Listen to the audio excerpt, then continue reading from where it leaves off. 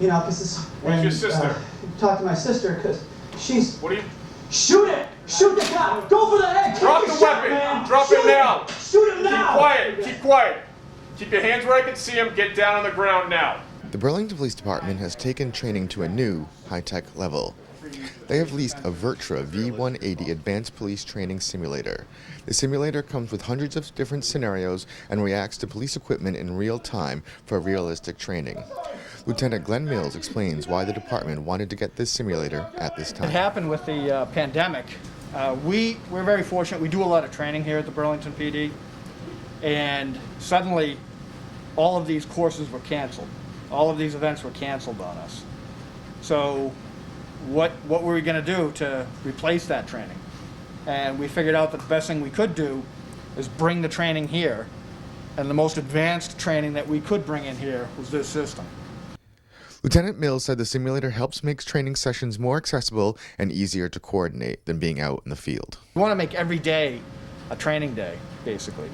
Every chance that we get, we're going to bring people in, even for a short segment, do a little bit of training on duty, go back out on the road.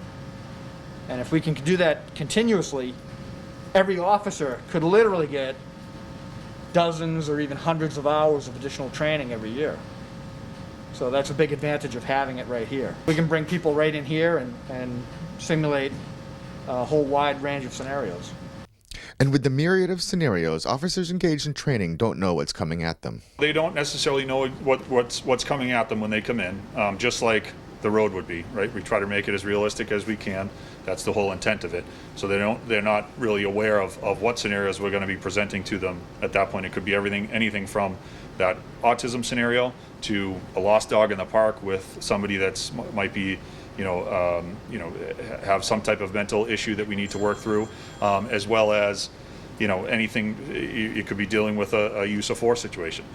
So they don't necessarily know what they're going to be coming into. And while the simulator does have active shooting drills and can be used as a firing range, it is not just for use of force training. There are a number of scenarios that require no force whatsoever. They don't even have the options in those branching scenarios that you saw.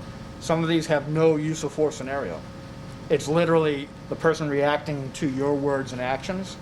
So there might be a suicidal person. There could be, there's one with an aggressive dog at a park. That might have something where you use spray or taser.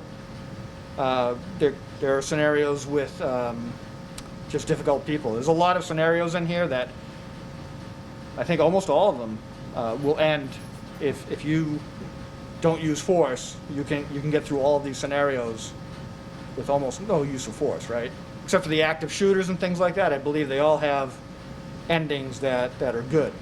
Finally, training more often and with more scenarios helps officers be better prepared to serve the community and its residents. I think the clear advantage is law enforcement. We've obviously been through a year of difficulty, and with the new police reform bill that was just passed in the state of Massachusetts, as well as different reforms that are coming nationwide.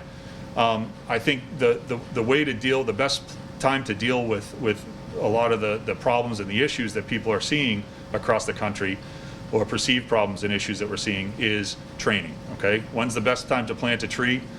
15 years ago, and we've been trying to do that all along. And I think Burlington has been, at the forefront of training. Certainly in this area, and Massachusetts is at the forefront of training across the country. And we're trying to continually push that envelope of training to make sure that we are at the forefront and giving all of our officers everything that we need to equip them for no matter what the situation is. Again, no matter how benign it is or no matter how serious it is, if we can equip them with enough training, we should be able to do the right thing by the community and each and every member of the community. From the Burlington Police Department, I'm B News Director Rich Hosford.